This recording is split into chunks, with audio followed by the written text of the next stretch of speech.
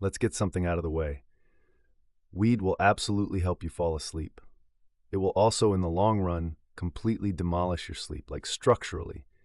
Like the building looks fine from the outside, but the entire load-bearing wall is gone. Demolish it. The kind of demolition where you don't notice until something goes wrong, and then everything goes wrong at once. This is one of the great cons of the modern wellness era. People hit a gummy at 9, conk out at 10, sleep 9 hours, wake up feeling like a damp pillow, and announce to the world, "I sleep amazing on weed." And technically, they are not lying. They are sleeping. They are also being robbed. They just haven't noticed which drawer the burglar emptied. The TV is still there. The watch is gone. Here's what is actually happening up there. Sleep is not one thing. It is a 4-act play, and each act does a different job. There's light sleep, where you drift in and out and twitch occasionally like a buffering video. There's deep sleep, where your body does its overnight maintenance, repairs muscle, releases growth hormone, dumps metabolic garbage out of your brain like a janitor with a grudge. And then there's REM sleep, where your eyes flick around behind your eyelids and your brain throws an extremely weird film festival every 90 minutes. REM is where dreams happen.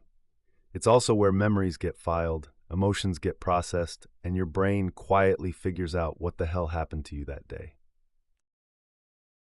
Now, enter THC. THC is the main psychoactive compound in marijuana. It binds to receptors in your brain called CB1 receptors. These receptors are not just for fun, they are part of your endocannabinoid system, which is involved in just about everything: appetite, mood, memory, pain, stress, and yes, sleep architecture. It's basically the master volume knob for your nervous system, and THC walks in and starts twisting it like a toddler at a soundboard. When THC hits those receptors, it does something fascinating. It turbocharges deep sleep, like embarrassingly so. People on cannabis fall asleep faster, spend more time in deep sleep, and feel like they passed out cold. Lights off, nobody home. So far, so great. But here's the receipt. THC also crushes REM sleep, stomps on it, suffocates it with a pillow. Studies show that regular cannabis users experience dramatically reduced REM time. Dreams basically vanish. People who smoke heavily often report that they don't dream at all, which feels like a free upgrade. No nightmares, just deep oblivion, until you realize that REM is the part of sleep that does the most for your mental health. You are trading the maintenance crew for the sledgehammer guy. The building is repaired, the blueprints are missing. It gets weirder. Try to quit, and your brain pulls one of the strangest stunts in pharmacology. Anyone who has ever stopped smoking weed after a long stretch knows the moment. Night 1, night 2, you cannot sleep at all. You lie there cataloging your every regret since 2009. Your body inexplicably feels too warm and too cold simultaneously.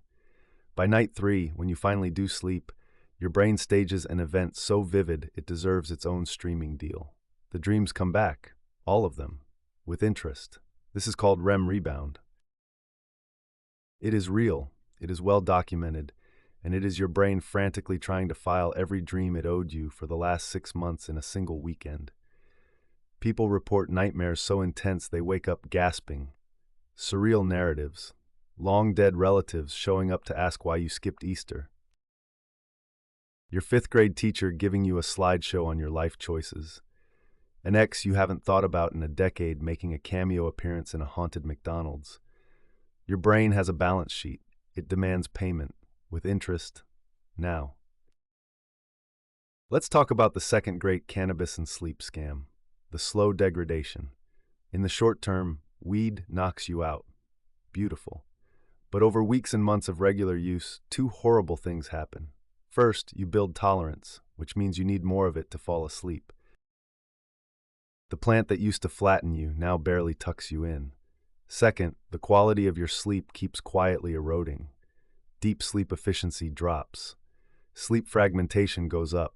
That means you wake up briefly more often during the night, even if you don't remember it. You sleep longer and feel worse, like running on a treadmill that's slowly tilting downward. A 2014 study found that adults using cannabis daily had significantly worse self-reported sleep quality than non-users. Daily users also had more trouble falling asleep without it, which is the loop.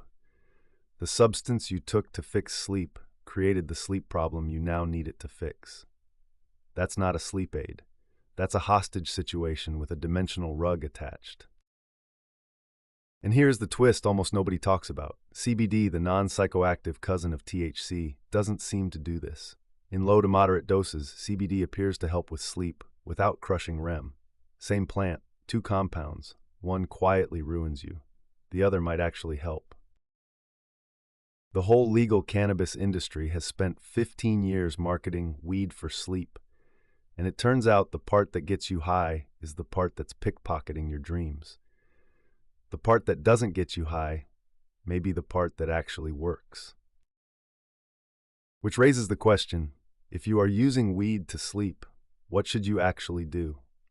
Some answers are obvious, some are surprising, and one of them is the single most underrated trick in the entire field of sleep medicine. What to actually do. If you've made it this far and you're slightly panicking because you have a pre-rolled by your bed and a tolerance that would impress a small horse, relax. The science is not weed is Satan. The science is weed is doing something specific to your brain, and you should know what. Here's the practical version. If you smoke or eat cannabis only occasionally, like a few times a month, your sleep architecture has time to recover between sessions. The damage is minimal. Enjoy yourself. If you are using it nightly, for sleep, for months or years on end, you are in the trade. You are sleeping more, dreaming less, and slowly building a brain that does not know how to fall asleep without a chemical accomplice.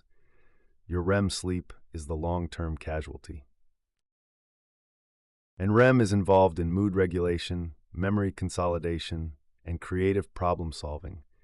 Basically all the things that make you a person who is fun to be around at brunch. The good news, the damage is largely reversible. After about 4 to 6 weeks of abstinence, your sleep architecture rebuilds. Deep sleep normalizes.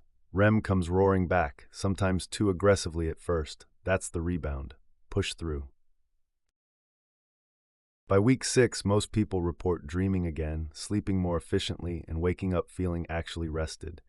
Some say they feel sharper, lighter, weirdly emotional. That last part isn't a coincidence. Your brain is processing a backlog. If quitting cold turkey sounds like a sentence handed down by a hostile judge, taper. Cut your nightly dose in half for a week, then half again, then switch to CBD only, then take a few nights off. Your sleep will be ugly for about a week and then improve faster than you expect. And while you're at it, here's the trick almost no one mentions. The single best non-pharmaceutical sleep intervention in the history of sleep science is, drumroll, going to bed and waking up at the same time every day, including weekends. Yes, weekends, sorry. Your brain runs on a circadian rhythm tighter than a Swiss watch, and it does not understand the concept of brunch. Lock the schedule, get morning sunlight in your eyes, kill caffeine after 2 p.m., and don't doom scroll in bed, and you will sleep better than 90% of the people watching this video, without smoking anything. So here's where we land. Weed is not evil. It's a legitimate, fascinating, ancient plant with real medical applications, and humans have been using it for thousands of years.